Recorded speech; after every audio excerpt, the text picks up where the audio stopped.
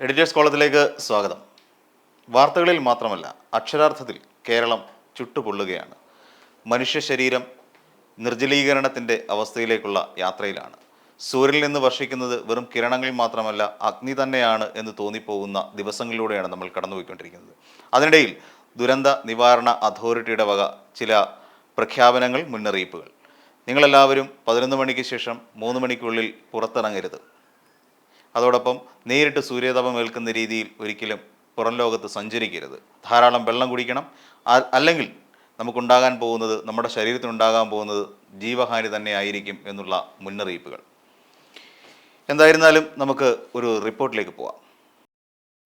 6 ജില്ലകളിൽ താപനില മുന്നറിയിപ്പ് നൽകി കേന്ദ്ര കാലാവസ്ഥാ നിരീക്ഷണ കേന്ദ്രം. താപനില സാധാരണയേക്കാൾ 2 മുതൽ 4 ഡിഗ്രി സെൽഷ്യസ് വരെ ഉയർന്നേക്കാമെന്ന് കാലാവസ്ഥാ നിരീക്ഷണ കേന്ദ്രം മുന്നറിയിപ്പ് നൽകുന്നു. പാലക്കാട് ഉയർന്ന താപനില 40 ഡിഗ്രി സെൽഷ്യസിന് അടുത്ത് തന്നെ തുടരും.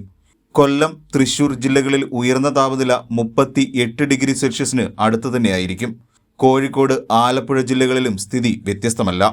37 ഡിഗ്രി സെൽഷ്യസിനടുത്തായിരിക്കും ഈ ജില്ലകളിലെ താപനിലയെന്നും കാലാവസ്ഥാ നിരീക്ഷണ കേന്ദ്രം വ്യക്തമാക്കുന്നു. അതേസമയം രാവിലെ 11 മുതൽ ഉച്ചയ്ക്ക് 3 വരെയുള്ള സമയത്ത് തുടർച്ചയായി സൂര്യപ്രകാശമേൽക്കുന്നത് ഒഴിവാക്കണമെന്നാണ് ദുരന്ത നിവാരണ അതോറിറ്റി മുന്നറിയിപ്പ് നൽകിയിരിക്കുന്നത്.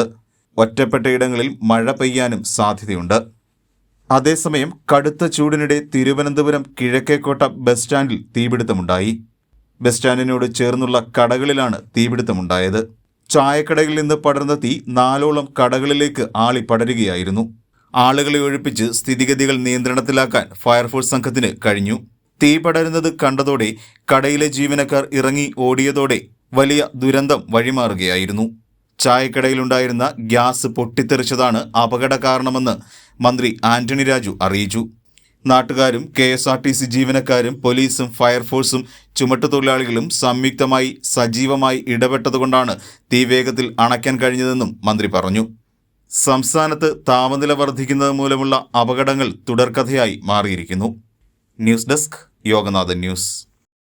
ആഗോള താപനത്തിൻ്റെ പേരിൽ നമ്മൾ അനുഭവിച്ചുകൊണ്ടിരിക്കുന്ന മഴയെ പഴി പറഞ്ഞവർ ഇപ്പോൾ വെയിലിനെ നോക്കി പരിഹസിക്കുകയും ഭയക്കുകയും ചെയ്യുന്നൊരവസ്ഥയിലേക്ക് പോവുകയാണ്. ഇതിനെക്കുറിച്ച് കൂടുതൽ സംസാരിക്കാനായി നമ്മോടൊപ്പം ഉള്ളത് മുതിർന്ന മാധ്യമപ്രവർത്തകൻ ശ്രീ അജിത് ലോറൻസ് ആണ്.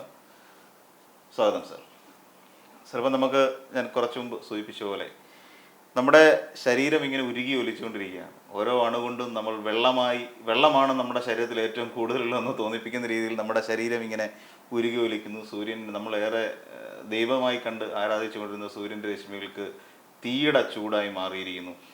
നമുക്കറിയാം, നമുക്കൊരു കാലാവസ്ഥാ വ്യതിയാനം തീർച്ചയായും സംഭവിച്ചുവെന്ന് ഒരു സാധാരണക്കാരന് പോലും മനസ്സിലാവുന്ന ഒരു രീതിയിലാണ് നമ്മുടെ ഈ കഴിഞ്ഞ കുറേ കാലങ്ങളായി ഈ വേനൽക്കാലം നമ്മളെ പഠിപ്പിച്ചുകൊണ്ടിരിക്കുന്നത്. മഴയുടെ അവസ്ഥാന്തരങ്ങളൊക്കെ അവിടെ നിൽക്കട്ടെ, ഇതെങ്ങനെ നമുക്ക് സംഭവിക്കുന്നു എന്നുള്ളതാണ്. ഇതിൻ്റെ ശാസ്ത്രീയമായി എന്തായിരുന്നാലും ഇതിന് അടിത്തറ ഉണ്ടാവും. എന്തുകൊണ്ട് നമുക്ക് ഈ ചൂട് കൂടുതൽ അനുഭവിക്കേണ്ടി വരുന്നു എന്നുള്ളതിനെ കുറിച്ച് ശ്രീനാഥ് ആദ്യം പറഞ്ഞതിൽ തന്നെ ഒരു ടെർമിനോളജിയിൽ ഒരു ചെറിയ ഒരു എന്താ പറയുക, ക്രോണോളജിയിലൊരു ഡിഫറൻസ് ഉണ്ട്. അതായത് ആഗോള താപനം കൊണ്ട് കാലാവസ്ഥാ വ്യതിയാനം വരുന്നതാണ്. കാലാവസ്ഥാ വ്യതിയാനം കൊണ്ട് ആഗോള താപനം വരുന്നില്ല. ആഗോള താപനം കൊണ്ട് കാലാവസ്ഥാ വ്യതിയാനം അതാണ്. അത് ആളുകളാരും അതിനെ ഇതുവരെ വേർതിരിച്ച് കാണാൻ പലരും പറയുന്നില്ല. നമ്മൾക്ക് പ്രത്യക്ഷത്തിൽ കാലാവസ്ഥാ വ്യതിയാനം ഇല്ല. അത് കാലാവസ്ഥാ വ്യതിയാനം വരുന്നത് ആഗോളതാപനം കൊണ്ടാണ് വന്നിരിക്കുന്നത്. ആഗോളതാപനം എങ്ങനെ ഉണ്ടാകുന്നു എന്നുള്ളതാണ് പ്രധാന പ്രശ്നം.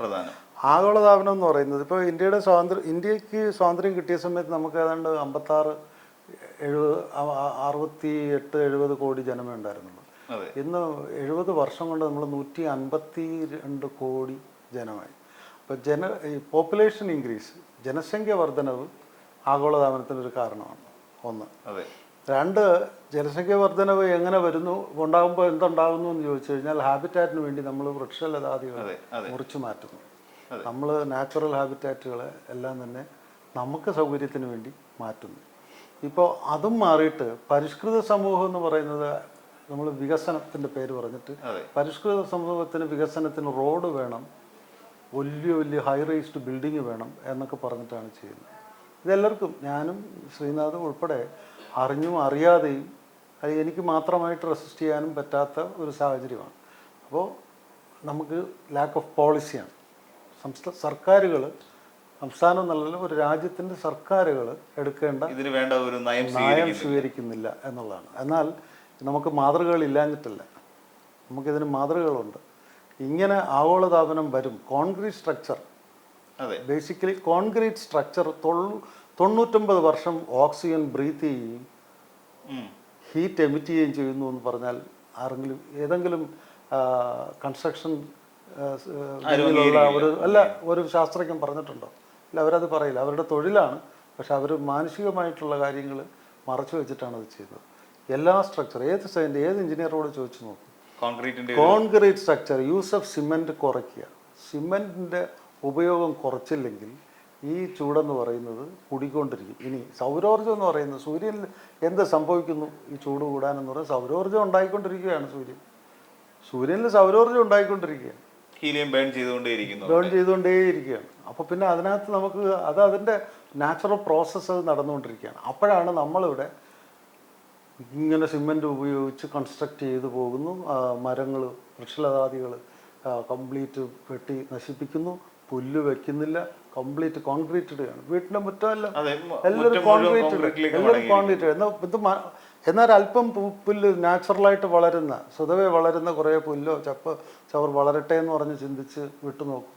അവിടെ എന്നിട്ട് നിങ്ങൾ താപമാവിന് വെച്ച് നോക്കും, അവിടെ ചൂട് കുറവായിരിക്കും. ഒരു സംശയമില്ല. ഇവിടെ സംഭവിക്കുന്നത് നമ്മൾ കോൺക്രീറ്റ് ഇങ്ങനെ കയറ്റുന്നു. എന്നിട്ട് നമ്മുടെ ഭൂമിയിൽ റീചാർജ് ചെയ്യേണ്ട വെള്ളം ഭൂമിയിൽ നിൽക്കുന്നില്ല. ഒരു മഴ പെയ്താൽ, എത്ര ശക്തമായ ഒരു മഴ പെയ്താൽ 2 ആഴ്ച കൊണ്ട്, എത്ര ചെറുതാണെങ്കിൽ 2 ആഴ്ച കൊണ്ട് ഇത് അങ്ങോട്ട് നന്നായിട്ട് ഫിൽട്ടർ ചെയ്ത് ഗ്രൗണ്ട് വാട്ടർ റീചാർജ് ചെയ്തിട്ട് മാത്രം എക്സസ് വെള്ളം കടലിലോട്ട് പോകുന്നത്. ഇപ്പോൾ 2 മിനിറ്റ് കൊണ്ട് നേരെ കടലിലോട്ട് പോകും. കാരണം റീചാർജ് ചെയ്യാൻ വെള്ളം ഭൂമിയിലേക്ക് പോകുന്നില്ല, ഒഴുകുന്നില്ല. പകരം നേരെ കടലിലേക്ക് പോകുന്നു. അപ്പോൾ ഇത് ചൂടിനെ എങ്ങനെ ഇത് ചെയ്യുന്നു എന്ന് പറഞ്ഞു കഴിഞ്ഞാൽ, നമ്മുടെ 6 സെൻറ്റിമീറ്റർ 6 ഇഞ്ച് വരെ ഉപരിതല സർഫസ് സോയിലിൽ ഈർപ്പം ജലാംശം ഉണ്ടാകും. ഈ ജലാംശം നമുക്ക് ഉപകരിക്കുന്നതാണ്. ഇത്തരം ചൂട് കൂടുമ്പോൾ അതിനകത്തുനിന്ന് തണുത്ത ഏതോ നമുക്ക് റേഡിയൻ്റ് ചെയ്യും. അതുപോലെ പ്ലാന്റ്സ് ഒന്നും ഇതൊന്നുമല്ല, അതിൻ്റെ പോർസ് ഇല്ല, ചെറിയ ദ്വാരങ്ങളിലൂടെ കുമിളകളിലൂടെ ഇതിൻ്റെ ജലാംശം വേരുന്ന വരെ ജലാംശം പുറത്തുനിന്ന് അത് അതിൻ്റെ സസ്റ്റനൻസിന് വേണ്ടി ചെയ്യുന്നത്, അതിൻ്റെ നിലനിൽപ്പിന് വേണ്ടി ചെയ്യുന്നത്. പക്ഷെ അത് നമുക്കും ഗുണകരമായിട്ട് മാറുന്നു. പക്ഷെ അത്തരം സംഭവങ്ങളില്ല. കാരണം നമ്മൾ പുല്ല് എല്ലാം വെട്ടിപ്പൊളി എല്ലായിടത്തും മരം നശിപ്പിക്കുന്നു, എന്നിട്ട് കോൺക്രീറ്റ് ഇടുന്നു, പിന്നെ ടാറിടുന്നു. ഇന്നിപ്പോൾ നമ്മൾ ടാറിടുന്ന കാര്യം പറയുമ്പോൾ കറുത്ത any substance, any solid substance that is dark absorbs heat. ഇതാണ് അതിൻ്റെ ഒരു സയൻസാണ്. നമ്മുടെ റോഡെല്ലാം ഇതല്ലേ, ഇല്ലേ? റോഡിലൂടെ പോകുമ്പോൾ നമുക്ക് ആ ഒരു ഫീൽ കിട്ടും, മുഖത്തിങ്ങോട്ട് അടിക്കും. That is called reflected heat. ഈ കോൺക്രീറ്റ് സ്ട്രക്ചറിൻ്റെ സംഭവം അതാണ്, റിഫ്ലക്റ്റഡ് ഹീറ്റാണ്. ഇത് കംപ്ലീറ്റ് ഓക്സിജൻ, ഞാൻ പറയുന്നത് മനുഷ്യന് കിട്ടേണ്ട ഓക്സിജൻ ഇല്ലേ, ഓക്സിജൻ്റെ നമുക്ക് 27% ഞാനും ശ്രീനാഥും ഒരു ദിവസം പ്രകൃതിയിൽ അന്തരീക്ഷത്തിൽ നിന്ന് നമ്മൾ കൺസ്യൂം ചെയ്യുന്നത്.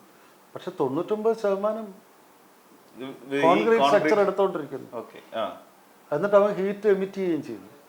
പ്ലസ് ഈ പറഞ്ഞ സൂര്യൻ അവിടെ നിന്ന് ഉള്ള ചൂട് അസാമാന്യമായിട്ട് വന്നുകൊണ്ടിരിക്കുന്നു. അപ്പോൾ ഇതൊരു ബാലൻസിങ് ആയിട്ട് നാച്ചുറലായിട്ടുള്ള വനങ്ങളും പ്രകൃതിയാൽ ഉള്ള കാര്യങ്ങൾ അത് നിലനിർത്താതെ നമ്മൾ തകർത്തുകൊണ്ടിരിക്കുമ്പോഴാണ് റിഫ്ലക്റ്റഡ് ഹീറ്റ് കൂടുന്നത്. കരയിലാണ് ഏറ്റവും കൂടുതൽ എപ്പോഴും ചൂട് കൂടുതൽ തോന്നുന്നത്. ഈ ചൂട് ഇവിടെ കൂടിയിട്ട് ഈ ചൂട് വായു കടലിലേക്ക് പോകുന്നു.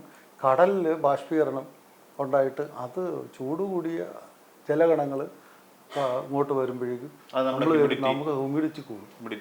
ഇപ്പോൾ ഇന്നത്തെ ഒരു ദിവസം, ഇന്നത്തെ കാലാവസ്ഥ ഇപ്പോൾ ശ്രീനാഥ് നോക്കിയാൽ 32 ഡിഗ്രി സെൽഷ്യസ് എന്ന് പറഞ്ഞിട്ടുണ്ട്.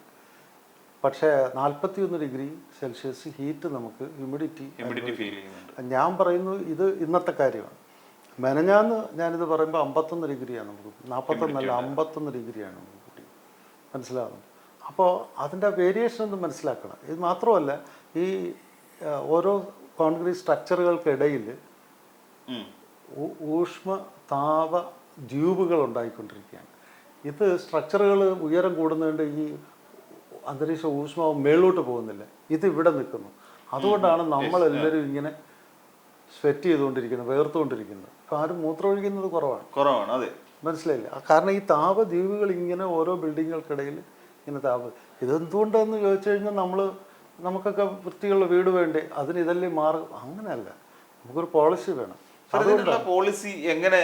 അതാ ഞാൻ നേരത്തെ പറഞ്ഞു, തുടങ്ങി വെച്ചിട്ട് ഞാൻ ഇത് പറയാതിരുന്നാൽ നമുക്ക് അതിലേക്ക് പോകാൻ പറ്റില്ല. ഞാൻ അതുകൊണ്ട് അത് തുടങ്ങി വെച്ചതാണ്. നമുക്ക് മാതൃക ഉണ്ടെന്ന് ഞാൻ നേരത്തെ പറഞ്ഞു. നമുക്ക് മാതൃകയുണ്ട്. വിക്ടോറിയൻ ഏജിൽ UK നമ്മുടെ ഇവിടെ നമുക്ക് പ്രത്യേകിച്ച് കേരളീയൻസിന് പ്രത്യേകിച്ച് ബാധിക്കുന്ന, നമുക്ക് എടുത്തു പറയാനുള്ള ബക്കർ സാഹിബ് എന്ന് നമ്മൾ പറഞ്ഞിരുന്നത്, ബക്കർ മോഡൽ, പ്ലാസ്റ്റർ ചെയ്യാത്ത വീടുകൾ. നമ്മുടെ ഇപ്പൊ തിരുവനന്തപുരത്ത് ഇന്ത്യൻ കോഫി ഹൗസ് അത് ബേക്കർ സാഹിബിൻ്റെ. അപ്പോൾ ബേക്കർ സ്ട്രീറ്റ് എന്നും പറഞ്ഞിട്ട് ലണ്ടനിലൊരു സിറ്റിയുടെ അണ്ടർ ട്യൂബ് ട്രെയിൻ പോകുന്നൊരു സ്ഥലമുണ്ട്, സിറ്റിയുടെ ഭാഗമാണ് ലണ്ടൻ്റെ സിറ്റി. ബേക്കർ സ്ട്രീറ്റ് എന്ന് പറഞ്ഞു. ഒറ്റ വീട് പോലും പ്ലാസ്റ്റർ ചെയ്തിട്ടില്ല. വെയിലും മഴയും മഞ്ഞും ഒക്കെ കൊണ്ട് ഷാബി ആയിട്ടിരിക്കും. അകമേ നിങ്ങൾക്ക് എന്ത് വേണം ചെയ്യാം. ബട്ട് സിമെൻറ്റ് വിക്ടോറിയൻ ഏജിലാണ് അന്ന് തുടങ്ങിയ 15, 14, 18, 19 നൂറ്റാണ്ടുകളിൽ അവരതിനെ തിരിച്ചറിഞ്ഞിരിക്കുന്നു. സാർ, അത് തന്നെയല്ലേ നമ്മുടെ ഈ നേരത്തെ നിർമ്മിതി കേന്ദ്രവുമായിട്ട് ബന്ധപ്പെട്ടിട്ട് അത്തരം നിർമ്മിതി കോസ്റ്റ് ഇഫക്റ്റീവ് ആക്കാനാണ്. നിർമ്മിതി നമ്മുടെ സംസ്ഥാന സർക്കാരിൻ്റെ സംഭവം. ഇപ്പോഴത്തെ നമ്മുടെ ബംഗാൾ ഗവർണർ ആനന്ദ് ബോസ്, അദ്ദേഹം നിർമ്മിതി കേന്ദ്രത്തിൻ്റെ ഡയറക്ടറായിരുന്നു. ഞാനന്ന് അദ്ദേഹത്തെ ഇൻ്റർവ്യൂ ചെയ്തത്. ബേക്കർ സാഹിബിൻ്റെ നല്ല പീക്ക് ടൈമായിരുന്നു. അപ്പോഴാണ് ഞാനത് കമ്പയർ ചെയ്തുകൊണ്ട് ഈ ശ്രീ ആനന്ദ് ബോസിനെ ഞാൻ ഇൻ്റർവ്യൂ ചെയ്തിരുന്നത്. അത് നിർമ്മിതി കേന്ദ്രം അവർ കോസ്റ്റ് ഇഫക്റ്റീവാണ്. നമുക്ക് ചിലവ് കുറഞ്ഞ വീടുകൾ എന്നുള്ളൊരു കൺസെപ്റ്റാണ്. അപ്പോൾ ഇവിടെ ചിലവ് കുറഞ്ഞ വീടാണോ, അതല്ലെങ്കിൽ ഇപ്പം ഇവിടെ മത്സരമല്ലേ, എൻ്റെ വീടിനേക്കാൾ വലിയ വീട് ശ്രീനാഥിന് വെക്കണം, ശ്രീനാഥിനേക്കാൾ വലിയ സൗകര്യത്തിൽ എനിക്ക് വെക്കണം എന്നും പറഞ്ഞിട്ട് നമ്മൾ മത്സരമാണ് നടക്കുന്നത്. ഈ മത്സരത്തിന് ജനങ്ങളെങ്ങനെ വിട്ടുകൊടുക്കുന്നത് എന്തിനാ? ജനത്തിൻ്റെ സ്വാതന്ത്ര്യമാണെന്നും പറഞ്ഞിട്ട് അല്ല. ഗവൺമെൻറ്റിനൊരു ലണ്ടനിൽ UK പണമില്ലാഞ്ഞിട്ടാണോ വിക്ടോറിയൻ ഏജിലെ തന്നെ പ്ലാസ്റ്റർ ചെയ്യേണ്ട സിമെൻറ്റിൻ്റെ ഉപയോഗം കുറയ്ക്കണമെന്ന് പറഞ്ഞു. ശാസ്ത്രീയമായി അവർ ചെയ്ത തീരുമാനമാണ്. അപ്പോൾ ഇവിടെ പോളിസി ഇല്ലായ്മയാണ്. ഒരു കുടുംബത്തിന് 2 മക്കളും അപ്പനും അമ്മയുള്ളൊരു കുടുംബത്തിന് അവരുടെ വരുമാനം എത്ര കാലം എത്ര ഉണ്ടാകും അതനുസരിച്ചുള്ളൊരു വീടല്ലേ പറയാവൂ. അതെ സാർ, ഇത് ശരിക്കും ഈ ഒരു ക്ലൈമറ്റ് ചേഞ്ച് നമുക്ക് എത്ര കാലത്തിന് മുൻപ് നിന്ന് തുടങ്ങിയിട്ടുണ്ടാവുന്നതാണ് സാറിൻ്റെ ഒരു വിലയിരുത്തൽ? അതിന് ഒരു ചരിത്രപരമായ ഒരു സംഭവം നമ്മുടെ ഇവിടെ ഈ ആധുനിക സമൂഹം എന്ന് പറയുമ്പോൾ തന്നെ നമുക്ക് അങ്ങനെ എടുക്കാം. ആധുനിക സമൂഹം, പരിഷ്കൃത സമൂഹത്തിൻ്റെ ഒരു കാലഘട്ടത്തിന് IPY ഇൻ്റർനാഷണൽ പോളാർ ഇയർ എന്നും പറയും. ശാസ്ത്ര ലോകം അങ്ങനെ ഒരു ഇയർ വെച്ചിട്ടുണ്ട്. ഇൻ്റർനാഷണൽ പോളാർ ഇയർ എന്ന് പറയുന്നത് once in 50 years, 50 വർഷത്തിലൊരിക്കൽ ലോകരാഷ്ട്രങ്ങൾ 60 ലോകരാഷ്ട്രങ്ങളിൽ നിന്നും 2000-ൽ പരം ശാസ്ത്രജ്ഞർ പ്രകൃതിയിലുണ്ടാകുന്ന മാറ്റങ്ങൾ, 50 വർഷത്തെ മാറ്റങ്ങൾ അവർ റിപ്പോർട്ട് ചെയ്യും. ഇപ്പോൾ ഒരാൾ എക്സ് എന്ന് പറയുന്ന ശാസ്ത്രജ്ഞൻ അയാളുടെ നിരീക്ഷണങ്ങൾ നടത്തിക്കൊണ്ടിരിക്കുന്നതിനിടയ്ക്ക് അയാൾ മരിച്ചു പോയാൽ അത് ടേക്കപ്പ് ചെയ്യാൻ വേറെ ഒരു ശാസ്ത്രജ്ഞനുണ്ടാവും. അപ്പോൾ അതെല്ലാം കൂടെ റിപ്പോർട്ട് ചെയ്യുന്നൊരു സമ്മിറ്റാണ് പാരീസിൽ ഉള്ളതിനാണ് IPY ഇൻ്റർനാഷണൽ പോളാർ ഇയർ എന്ന് പറയുന്നത്. അത് ഫോർച്യുനേറ്റ്ലി 2007-ലായിരുന്നു. ഈ കഴിഞ്ഞ 2007-ലായിരുന്നു എനിക്ക് അവിടെ പാരീസിൽ ഉണ്ടായിരുന്നു. ഞാനവിടെ അത് റിപ്പോർട്ട് ചെയ്യാൻ എനിക്ക് അവസരമുണ്ടായി. അപ്പോൾ അതാണ് ഈ കാലാവസ്ഥാ വ്യതിയാനത്തെക്കുറിച്ച്, ഈ ക്ലൈമറ്റ് ചേഞ്ചിനെ കുറിച്ച് ഇപ്പോൾ ശ്രീനാഥ് ചോദിച്ചതിൻ്റെ അവരാണ് ആധികാരികമായിട്ട് പഠനം നടത്തുകയും അത് റിപ്പോർട്ട് ചെയ്യപ്പെടും. പക്ഷെ അത് only once in 50 years. അല്ലാതെ ഇപ്പോൾ പാരീസ് സമ്മിറ്റ് എന്നും പറഞ്ഞുകൊണ്ട് എല്ലാ 2 വർഷത്തിലൊരിക്കൽ കുറേ ശാസ്ത്രജ്ഞർ വരുന്നുണ്ട്. അത് താൽക്കാലികമായിട്ടുള്ള പ്രതിഭാസങ്ങളെക്കുറിച്ച് മാത്രമേ പ്രതിപാദിക്കുന്നുള്ളൂ. ഇങ്ങനെ ഒരു ദീർഘമായ 50 വർഷം എടുത്ത് ചെയ്യുന്ന, അതായത് 2 ജനറേഷൻ്റെ ലൈഫ് സ്പാനിൽ ഉണ്ടാകുന്ന കാലാവസ്ഥയിലുണ്ടാകുന്ന ചേഞ്ചസിനെയാണ് അവിടെ റിപ്പോർട്ട് ചെയ്യുന്നത്. അതാണ്. അപ്പോൾ ആ സാധനത്തിൽ അത് കഴിഞ്ഞ തവണ 2007-ൽ ഇത് വരുമ്പോൾ ആഞ്ചല മാർക്കൽ ജർമ്മൻ ചാൻസലറാണ് അതെന്ന് ഇനാഗുറേറ്റ് ചെയ്തത്.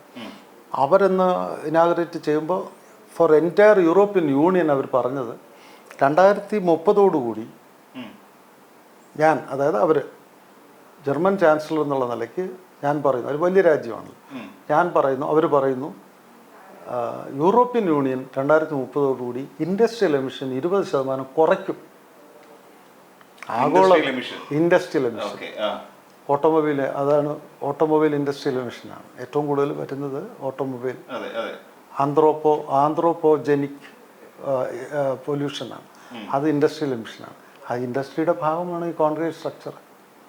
എല്ലായിടത്തുമുള്ള കോൺക്രീറ്റ് സ്ട്രക്ചർ നമ്മൾ വിചാരിക്കുന്ന പോലെയല്ല. ഈ കോൺക്രീറ്റ് സ്ട്രക്ചർ വരുമ്പോൾ അതിനകത്ത് നിന്ന് വരുന്നതെന്ന് പറയുന്നത് നമ്മളിപ്പോൾ ഉപയോഗിക്കുന്ന ഒരു ഇന്നവിറ്റബിൾ ഈവിളാണ് ഈ എ സിയും ഈ ലൈറ്റും എല്ലാം കൂടെ. ഈ ലൈറ്റ് എന്ന് പറയുന്നത് ഈ കോൺക്രീറ്റ് സ്ട്രക്ചർ വരുമ്പോൾ ഓൾറെഡി നമ്മൾ ഉടനെ വലിയ ലൈറ്റിങ്ങും അത് ഇതൊക്കെ ഇടുന്നു. ഈ ലൈറ്റിങ്ങിൻ്റെ ഒരു പ്രശ്നം എന്തെന്നറിയോ, ലൈറ്റ്, ഫാന്, റെഫ്രിജറേറ്റർ ഇതെല്ലാം പ്രവർത്തിക്കുമ്പോൾ നൈട്രസ് ഓക്സൈഡ് എന്ന് പറയുന്ന ഒരു ഗ്യാസ് എമിറ്റ് ചെയ്യുന്നുണ്ട്. ഇത് 300 ടൈംസ് നോർമൽ ഹീറ്റിനേക്കാൾ 300 ടൈംസ് ഹീറ്റ് ഉള്ള സാധനമാണ് ഈ നൈട്രസ് ഓക്സൈഡ്. പക്ഷെ അപ്പോൾ അത് ഒരു ഇന്നവിറ്റബിൾ ഈവിളാണ്. നമുക്ക് ഫാനും എങ്കിലും ഇല്ലാതെ ജീവിക്കാൻ പറ്റുമോ എന്നാണ് ചോദിക്കുന്നത്. പക്ഷെ നിങ്ങൾക്ക് ഫാൻ ഇല്ലാതെ ജീവിക്കണ്ട, ബട്ട് നിങ്ങൾ ഫാന് കുറച്ച് ഉപയോഗിക്കാം.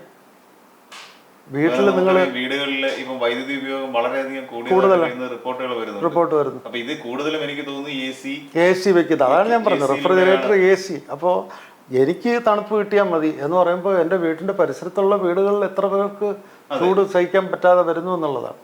അപ്പോൾ അതാണ് ഞാൻ പറഞ്ഞത്, നമുക്ക് സർക്കാരുകൾക്ക് ഒരു പോളിസി വേണം, ശാസ്ത്രീയമായ ഒരു തീരുമാനമാണ് വേണ്ടത്. ശാസ്ത്രീയമായ കാര്യങ്ങൾ പഠിക്കുകയും ഒരു രാഷ്ട്രീയ തീരുമാനമല്ല, മനുഷ്യന് ജീവിക്കാൻ വേണ്ടി, ഇനിയുള്ള വരും തലമുറകൾക്കും ജീവിച്ചിരിക്കാൻ വേണ്ടിയുള്ള ഒരു സാഹചര്യം ഉണ്ടാക്കാൻ സർക്കാരുകൾക്ക് ഒരു പോളിസി ഉണ്ടാകണം. കോൺക്രീറ്റ് സ്ട്രക്ചർ, സിമെൻറ്റ് സ്ട്രക്ചറുകളുടെ ഉപയോഗം, സിമെൻറ്റിൻ്റെ ഉപയോഗം കുറയ്ക്കുക, ഇങ്ങനെ അത്യാർത്തി പൂണ്ട് അല്ലെങ്കിൽ പൊങ്ങച്ചത്തിന് വേണ്ടി വലിയ വീടുകൾ വയ്ക്കുന്നത് എന്തിനെന്ന് സർക്കാരിന് ആൻസറബിൾ ആയിരിക്കണം. ഒരു കുടുംബം, അയാളുടെ വരുമാനം, അയാളുടെ സോഷ്യൽ സ്റ്റേറ്റസ്, അയാൾക്ക് ഇത് എത്ര കാലം ആ വരുമാനം നിലനിർത്താൻ പറ്റും, അയാൾക്ക് ശേഷം അയാളുടെ മക്കൾക്ക് ഇത് പറ്റുമോ തുടങ്ങിയ കാര്യങ്ങൾ ഒരു സർവേ റിപ്പോർട്ട് പോലെ രേഖപ്പെടുത്തിയിട്ട് മാത്രമേ ഒരു വീട്ടിൽ നിന്ന് എത്ര പേരുണ്ടോ ആ അംഗത്തിനനുസരിച്ച്, അംഗസംഖ്യക്കനുസരിച്ചുള്ള വീട് വയ്ക്കാൻ അനുവദിക്കാവൂ. 1. 2, നേരത്തെ നമ്മൾ ഈ പറഞ്ഞ ഈ ബെക്കർ സ്ട്രീറ്റിൽ അത് പറയുമ്പോഴും, എന്നാൽ ലണ്ടൻ നഗരത്തിലെ കമേഴ്ഷ്യൽ സ്ട്രീറ്റുകളെല്ലാം തന്നെ, കമേഴ്ഷ്യൽ ബിൽഡിങ്ങുകളെല്ലാം തന്നെ പ്ലാസ്റ്റർ ചെയ്തിട്ട് മറ്റോ ഗ്ലേസ്ഡ് സർഫസ് ഇടുന്നത് നമ്മുടെ ഇവിടെ ഉണ്ടല്ലോ. ഇതെല്ലാം എന്തൊരു അത് അവിടെ പിന്നെ ഇത്രയും അധികം റെസിഡൻഷ്യൽ ഹൗസുകളെല്ലാം തന്നെ പ്ലാസ്റ്റർ ചെയ്യാത്തതായിരിക്കുമ്പോൾ കൊമേഴ്ഷ്യൽ സ്ട്രീറ്റുകളിൽ പ്ലാസ്റ്ററിങ് ഉണ്ട്. നമ്മുടെ ഇവിടെ അങ്ങനെയല്ല, എല്ലാം പ്ലാസ്റ്ററിങ് മാത്രമല്ല, ഇപ്പം നമ്മളിവിടെ നിന്ന് മറ്റേ ചില്ല് ഇതല്ലേ സർഫസ് അല്ലേ ഇടുന്നത്. എലിവേഷനിൽ ഇപ്പോൾ പല കളർ, മൾട്ടി കളർ ചില്ല് സർഫസ്. ഇതിനകത്തുനിന്ന് വരുന്ന ഹീറ്റിൻ്റെ എമിഷൻ എന്ന് പറയുന്നത് എന്താണ് ചിന്തിക്കാൻ പറ്റും. അപ്പം നമുക്കിവിടെ, നമ്മളിവിടെ എന്ത് തരത്തിലാണ് ഇവിടെ എല്ലാത്തിനും സാക്ഷരത, 100% സാക്ഷരത, 100% ആരോഗ്യപരിരക്ഷ, 100% IT, 100% പിന്നെന്താ നമുക്ക് പറയുന്ന സാക്ഷരത, IT, ഹെൽത്ത്, പിന്നെ 100% അർബനൈസേഷൻ തുടങ്ങി എല്ലാത്തിനും നമുക്ക് അമേരിക്കൻ സ്റ്റാൻഡേർഡിനേക്കാൾ കൂടുതലാണ്. പക്ഷേ ഈ ഒരു വിവരക്കേട് അതും നമുക്ക് കൂടുതലാണ്. അതെ, നമുക്ക് തൽക്കാലം ഒരു ഇടവേളയിലേക്ക് പോവാം.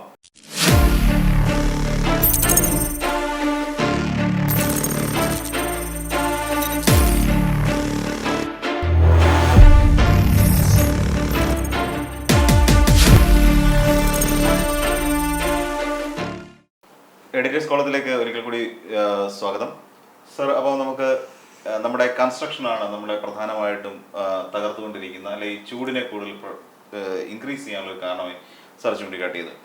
മറ്റൊരു കാര്യം സർ, എനിക്ക് തോന്നുന്നു നമ്മുടെ ഇന്ത്യ എന്ന് പറയുന്ന ഒരു ചെറിയ സർഫസിലേക്ക് എടുത്തു കഴിഞ്ഞാൽ നമുക്ക് ഏതൊക്കെ മേഖലകളിലാണ് കൂടുതൽ ചൂട്? ഇപ്പം കേരളത്തിൽ ഇപ്പം നന്നായി ചൂട് അനുഭവപ്പെട്ടുകൊണ്ടിരിക്കുകയാണ്. അതോടൊപ്പം തന്നെ മറ്റ് സംസ്ഥാനങ്ങൾ പലതും ഈ ചൂടിൻ്റെ പിടിയിലാണ്.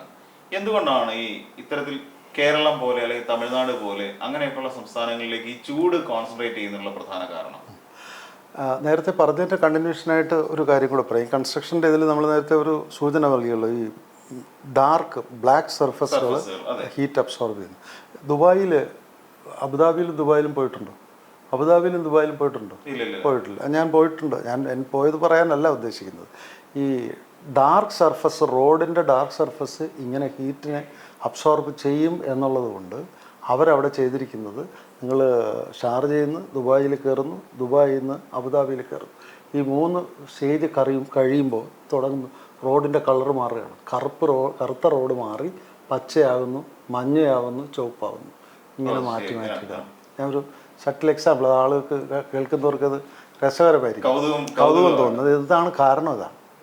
ഇതാണ് അതവിടെ സായിപ്പുമാർ ചെയ്യുന്നതുകൊണ്ടാണ് അവരത് ആ സർഫസ് ബ്ലാക്ക് മാറ്റി പിങ്കും വയലറ്റും ഗ്രീനും ബ്ലൂവും ഒക്കെ ആക്കിയിരിക്കുന്നു. ഒന്നത്. ഇന്ത്യയുടെ കാര്യം പറഞ്ഞാൽ ഇന്ത്യയിൽ നമുക്ക് 13 സംസ്ഥാനങ്ങൾ, 9 സ്ട്രെയിറ്റ് അവേ 9 സംസ്ഥാനങ്ങളും 4 യൂണിയൻ ടെറിട്ടറിയും കോസ്റ്റൽ സ്റ്റേറ്റ്സാണ്. അപ്പോൾ 13 സംസ്ഥാനങ്ങൾ കോസ്റ്റൽ സ്റ്റേറ്റ്സാണ്. കോസ്റ്റൽ സ്റ്റേറ്റ്സ് എന്ന് പറയുമ്പോൾ ഗുജറാത്താണ് 1214.7 കിലോമീറ്റർ കോസ്റ്റ് ലൈനാണ്. സ്ക്വയർ കിലോമീറ്റർ അല്ല, കോസ്റ്റ് ലൈൻ. ഏറ്റവും ലെങ്തി കോസ്റ്റ് ഉള്ളത് ഗുജറാത്താണ്. അത് കഴിഞ്ഞ് ആന്ധ്ര, പിന്നെ തമിഴ്നാട്, പിന്നെ കേരളം വരുന്നുണ്ട്. കേരളത്തിന് നമുക്ക് 590 കിലോമീറ്റർ ഉണ്ട്. ഈ 590 കിലോമീറ്റർ എന്ന് പറയുമ്പോൾ ഈ 14 സംസ്ഥാനങ്ങളും കോസ്റ്റൽ സ്റ്റേറ്റ്സ് എന്ന് പറയുമ്പോൾ നമുക്ക് സൈക്ലോൺ, ഈ സൈക്ലോൺ ഉണ്ടാകുന്നത് എന്തുകൊണ്ടാണ്? അന്തരീക്ഷതാപം കരയിൽ കൂടുന്നത് കൊണ്ടാണ്, സമ്മർദ്ദം കൂടിയിട്ട് സൈക്ലോണായിട്ട് ഉണ്ടാകുന്നത്. അപ്പോൾ അത് നമ്മളെപ്പോഴും പറയില്ലേ, ആന്ധ്രയിൽ വെള്ളപ്പൊക്കവും ആന്ധ്രയിലെ സൈക്ലോണും ഗുജറാത്തിലെ സൈക്ലോണിനെ കുറിച്ച്.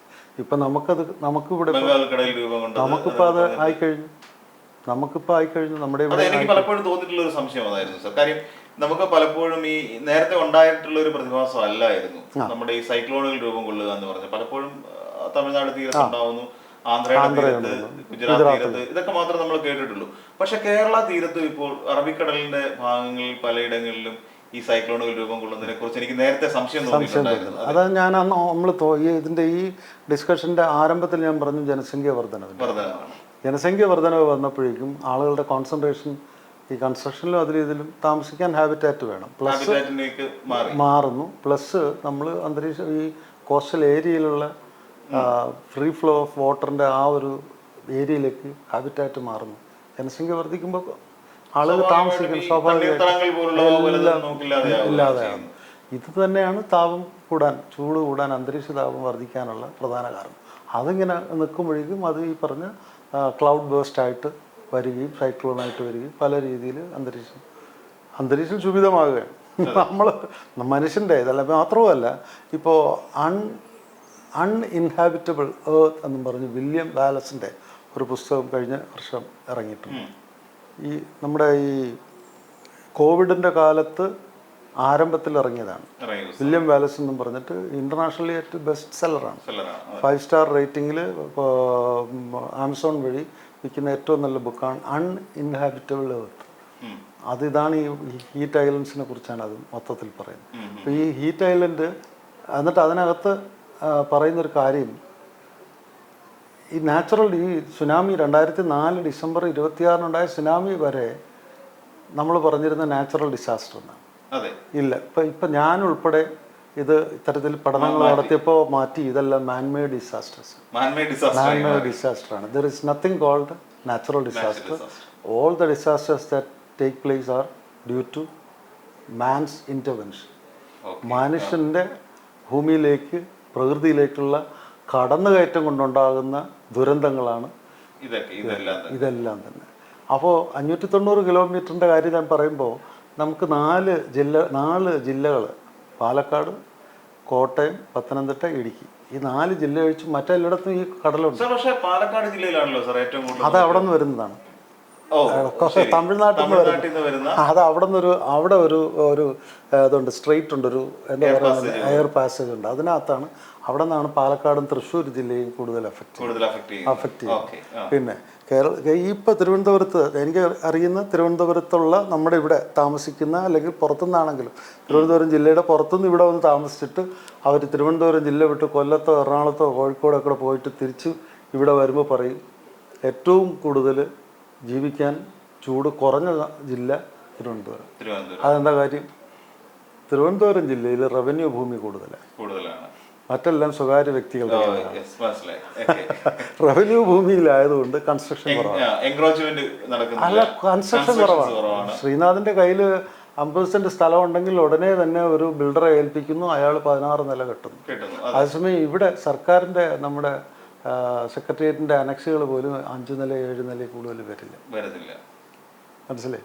അപ്പോൾ ഇവിടെ അങ്ങനെ റവന്യൂ ഭൂമി കൂടുതലാണ്. അതുകൊണ്ട് തന്നെ ഇവിടെ ഹൈറൈസ്ഡ് ബിൽഡിങ്ങുകളുടെ എണ്ണം കുറവാണ്. നമ്മൾ എറണാകുളം എടുത്ത് നോക്കും. അതെ, തീർച്ചയായിട്ടും. എറണാകുളത്തൊക്കെ ഈ സമയത്ത് ഇറങ്ങാൻ പോലും കഴിയാത്ത അവസ്ഥയാണ്. എറണാകുളത്ത് നിന്നല്ല, ഈവൻ കൊല്ലത്തുകാർ പോലും പറയുന്നത് തിരുവനന്തപുരത്ത് ജീവിക്കുന്നതിൻ്റെ ആ ഒരു സുഖം തിരുവനന്തപുരം വിട്ടു കഴിഞ്ഞാൽ കിട്ടുന്നില്ല എന്നുള്ളത്. നമ്മൾ തിരുവനന്തപുരത്ത് തന്നെ നിൽക്കുന്നു, യാത്ര ചെയ്യുന്നു, തിരിച്ചു വരുന്നെങ്കിൽ നമുക്കത് ഫീൽ ചെയ്യുന്നില്ല. അല്ലെങ്കിൽ നമുക്ക് തന്നെ ജീവിക്കാൻ പ്രയാസം നമ്മൾ പരിതപിക്കുന്നതിൻ്റെ കാരണം സ്വാഭാവികമായിട്ടുള്ള പ്രകൃതിയെ നമ്മൾ നശിപ്പിച്ചുകൊണ്ടിരിക്കുന്നു എന്നുള്ളതിനുള്ള കാരണമാണ്. അത് തന്നെയാണ് അതിൻ്റെ കാരണം. ഇപ്പോൾ നമുക്കൊരു നമ്മുടെ ആചാരങ്ങളുടെ ഏതെങ്കിലും വിശ്വാസത്തിൻ്റെ പേരിൽ ഈ ചൂട് കൂടുതലെന്നും പറഞ്ഞ് ഞാൻ ശ്രീനാഥ് പരിതപിക്കുക. നമ്മൾ ലോകരെല്ലാവരും ഇങ്ങനെ എന്നിട്ട് നമ്മൾ ദൈവങ്ങളെ തൃപ്തിപ്പെടുത്തുവാൻ വേണ്ടി നമ്മൾ ആചാരങ്ങളുടെ പേരിൽ തീയിട്ട് അന്തരീക്ഷോഷ്മാവ് കൂട്ടുന്നു.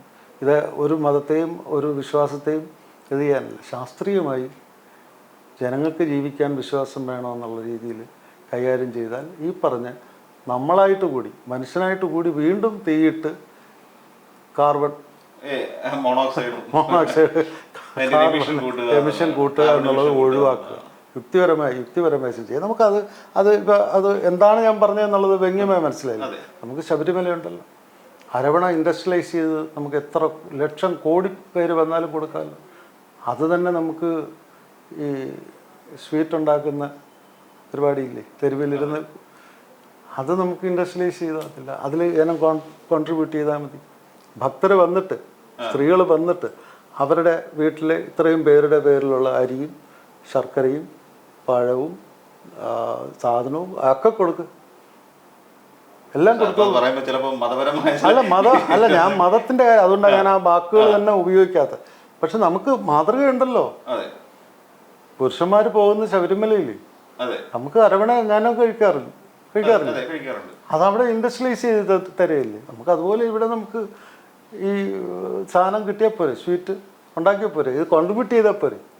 എല്ലാവരും സ്ത്രീകളായ ജനങ്ങളെല്ലാം കൂടെ വരിക, പുരുഷന്മാരായ എല്ലാ ജനവും കൂടെ വരിക, വന്നങ്ങ് തീയിടുക. അതിൻ്റെ ആവശ്യം എന്താ?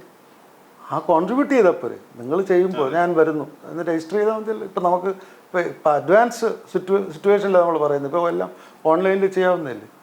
എൻ്റെ കോൺട്രിബ്യൂഷൻ അവിടെ കൊടുത്താൽ മതിയല്ലോ. പൈസയായിട്ടോ സാധനമായിട്ടോ കൊടുക്കും. ഒറ്റയിടത്ത് ഇൻഡസ്ട്രിയലൈസ് ചെയ്തിട്ട് ഈ വരുന്ന ഭക്തർക്ക് സാധനം കൊടുത്താൽ പോരെ, ഇല്ലേ? ഇൻഡസ്ട്രിയലൈസേഷന്റെ ഒരു നമ്മൾ കുറയ്ക്കുക എന്ന് പറയുന്ന ഒരു സിസ്റ്റത്തിലേക്ക് വന്നായിരുന്നല്ലോ സാർ. അപ്പൊ അതിന് എങ്ങനെയാണ് നമ്മൾ എങ്ങനെ ഒരു തരത്തിലുള്ള ഒരു പോളിസി മേക്കിംഗ് ആണെന്ന് ശരിക്കും നമ്മുടെ ഈ സംസ്ഥാന കേന്ദ്ര സർക്കാരുകൾ നമുക്ക് കൊണ്ടുവരാൻ? അത് ഞാൻ നേരത്തെ തുടങ്ങി വെച്ചതാണ്. ഈ ആഞ്ചല മെർക്കൽ എന്നതിങ്ങനെ ഈ 2007 IPY ഇന്റർനാഷണൽ പോളാർ ഇയറിന് അത് പറഞ്ഞു കഴിഞ്ഞിട്ട് യൂറോപ്യൻ യൂണിയൻ്റെ പേരിൽ എനിക്ക് അഷുറൻസ് തരാൻ പറ്റും 2030 കാർബൺ എമിഷൻ കുറയ്ക്കാം, ഇൻഡസ്ട്രിയൽ എമിഷൻ്റെ കാർബൺ എമിഷൻ കുറയ്ക്കാം.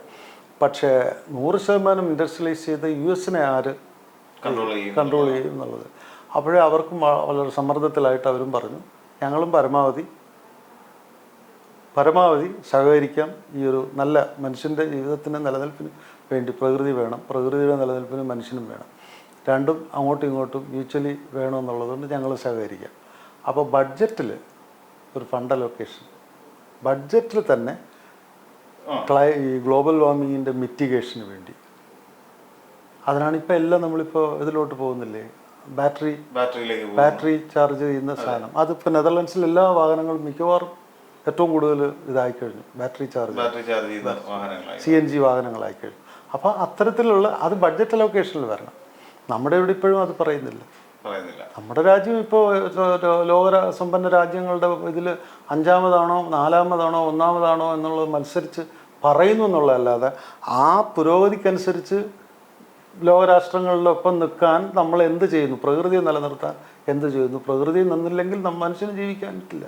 ഇതിനകത്ത് സംഭവിക്കുന്നത് എന്തുകൊണ്ടാണ്? ആന്ത്രോപോജനിക് പൊല്യൂഷൻ എന്ന് പറയുന്നത് ഓട്ടോമൊബൈലിൻ്റെയാണ്, മനുഷ്യൻ ഉപയോഗിക്കുന്നത്. ഓട്ടോമൊബൈൽ ഇൻഡസ്ട്രിയിലാണ് CNG വേണ്ടത്. CNG വണ്ടി ഇപ്പം മേടിക്കാൻ വില കൂടുതലാണ്. പിന്നെ അതിൻ്റെ മെയിൻ്റനൻസ് വേണ്ടിയുള്ള ഇൻഫ്രാസ്ട്രക്ചർ ഉണ്ടായിട്ടില്ല.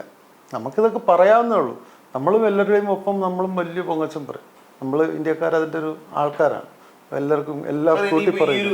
ഘട്ടം മുന്നോട്ട് പോവുകയാണെങ്കിൽ ഇനി നമുക്ക് നേരിടാൻ പോകുന്നത് ഒരു വലിയ വിപത്ത് എന്താണെന്നാണ് സാർ തോന്നുന്നത്? വിപത്ത് എന്ന് പറയുന്നത് നേരത്തെ ഞാൻ പറഞ്ഞ നമ്മൾ മരങ്ങൾ വൃക്ഷലതാദികളെല്ലാം ഇൻക്ലൂഡിങ് ഈ ചെറിയ ഗ്രാസുകൾ ഉൾപ്പെടെ നമ്മൾ നശിപ്പിച്ചിരിക്കുന്ന ഒരു സാഹചര്യത്തിൽ നമുക്കറിയാം ഹോർത്തൂസ് മലബാറിക്കൂസിനെ കുറിച്ച് കേട്ടിട്ടുണ്ടോ? ഹോർത്തൂസ് മലബാറിക്കൂസ് എന്ന് പറയുന്നത് ഡച്ച് കാരനായിട്ടുള്ള വാൻഗോഗ് എഴുതിയ ഒരു പുസ്തകമാണ്. 743 സസ്യലതാദികൾ വിത്ത് ഹെർബൽ സബ്സ്റ്റൻസ് ഉള്ള ഒരു സംസ്ഥാനമാണ് കേരളം. അദ്ദേഹം ഇവിടെ നിന്നിരുന്ന 10-20 വർഷത്തിനിടയ്ക്ക് കണ്ടെത്തിയതാണ് 743 ഹെർബൽ റെമഡീസ് ഉള്ള സബ്സ്റ്റൻസ് ഉള്ള സസ്യലതാദികളുള്ള ഈ സംസ്ഥാനം ലോകത്ത് പറയുന്നില്ല, ലോകത്തെങ്ങുമില്ല. അതിന്നിവിടെ ഉണ്ടോ? നമുക്ക് കാണാൻ പറ്റും. എവിടെയാണ് തഴുതാമ കാണുന്നത്? എവിടെ കറുകപ്പില്ല? ഇവിടെ ഇപ്പോൾ ഒന്നുമില്ല. അപ്പോൾ ആ ഒരു പഴയ ആ ഒരു പ്രതാപത്തിലേക്ക്, പ്രകൃതിയുടെ ആ ഒരു പ്രതാപത്തിലേക്ക് വരാൻ നമ്മൾ ഇനിയെങ്കിലും സർക്കാർ ഒരു പോളിസി കൊണ്ടുവരികയും വനനശീകരണം തുടങ്ങിയ കാര്യങ്ങൾ എല്ലാം മനുഷ്യന് വേണ്ടിയാണെന്നുള്ള രീതിയിൽ വേണം. എല്ലാം വനമാക്കുക, വന്യമൃഗങ്ങളെ ഇറക്കി വിടുക, മനുഷ്യൻ പോയി ചാത്തോട്ടെ എന്ന് പറയുന്നതല്ല. മനുഷ്യന് ജീവിക്കാൻ വേണ്ടി പ്രകൃതിയെ റീക്രിയേറ്റ് ചെയ്യേണ്ട, പുനഃസ്ഥാപിക്കണം. ആ രീതിയിലേക്കുള്ള ഒരു സംവിധാനത്തിലേക്ക് വരണം. ഇപ്പോൾ ആരോഗ്യപ്പച്ച, മൃതസഞ്ജീവിനി എന്നൊക്കെ പറഞ്ഞിട്ട് നമ്മൾ ഒരുപാട് ഇതുണ്ട്. ആരോഗ്യപ്പച്ച എന്ന് പറയുന്ന സാധനം കണ്ടിട്ടുണ്ടോ? ഇവിടെ പൂജപ്പുരയിട്ട് പൂജപ്പുരയിൽ അവിടെ ഒരു പാർക്കുണ്ട്. സെൻട്രൽ ഗവൺമെൻറ്റിൻ്റെ തന്നെ, സ്റ്റേറ്റ് ഗവൺമെൻറ് CM ആണ് അതിൻ്റെ ചെയർമാൻ. അവിടെ പോയാൽ അത് കിട്ടും. ചെറിയൊരു വെറ്റിലയുടെ അത്രയും വലിപ്പം വരില്ല, എന്നാൽ അതിൻ്റെ ഒരു 4-1 ഇത്ര നീളത്തിൽ അത് കാട്ടി ഡീപ്പ് ഗ്രീൻ ആയിട്ടുള്ളൊരു ഇലയാണ്. അതെടുത്താൽ അത് ഈ നമ്മുടെ ട്രൈബൽസ് അവർക്കറിയാതെ അവർ ഈ പശ്ചിമഘട്ട മലനിരകൾ കൂടെ അവർ നടക്കുകയും അവർ മറ്റു കാര്യങ്ങൾ വനവിഭവങ്ങൾ പ്രൊക്യൂർ ചെയ്യാൻ പോകുന്നതിനിടയ്ക്ക് അവർക്കിത് കണ്ടു കഴിഞ്ഞാൽ അവരിതെടുത്ത് ഒരു ഇലയൊക്കെ കഴിച്ചു കഴിഞ്ഞാൽ അവർ 24 hours റീചാർജ് ചെയ്യും എനർജി. അപ്പം നമുക്ക് അത്തരം ചികിത്സകൾ, ഇപ്പോൾ ഈ ആൻറ്റിബയോട്ടിക്കുകളൊക്കെ ഒഴിവാക്കണം. ആൻറ്റിബയോട്ടിക്കുകളുടെ ചികിത്സാ രീതികളിലൊക്കെ മാറ്റം പ്രകൃതിയിലേക്ക് മടങ്ങണം. അതായത് നമ്മൾ ഈ ചൂട് അനുഭവിച്ചുകൊണ്ടിരിക്കുമ്പോൾ ഈ ചൂടിന് കാരണക്കാർ നമ്മൾ തന്നെയാണ്. നമ്മളുടെ മത്സര ബുദ്ധിയാണ്. നമ്മൾ പ്രകൃതിയിൽ നിന്ന് വിട്ടുമാറി നിന്നുകൊണ്ട് നമ്മൾ കെട്ടിപ്പൊക്കുന്ന മണിമേടകൾ തന്നെയാണ് ഇതിൻ്റെ പിന്നിൽ പ്രവർത്തിക്കുന്നതെന്നും നമ്മളത് ഓർക്കേണ്ടതുണ്ട്. നമുക്ക് പ്രകൃതിയെ കൂടുതൽ സ്നേഹിച്ചുകൊണ്ട് നമ്മൾ നമ്മുടെ ഉള്ളിലെ ചൂടിനെയും ശരീരത്തിലെ ചൂടിനെയും ശമിപ്പിക്കും എന്നുള്ളൊരു പ്രതിജ്ഞ എടുത്തു കഴിഞ്ഞാൽ നമുക്കിതിനെല്ലാം ഒഴിവാക്കി നിർത്താൻ കഴിയുന്നതാണ് എന്ന് പറഞ്ഞുകൊണ്ട് ഇന്നത്തെ എഡിറ്റേഴ്സ് കോളം ഇവിടെ പൂർണ്ണമാകുന്നു. വളരെ നന്ദി സർ.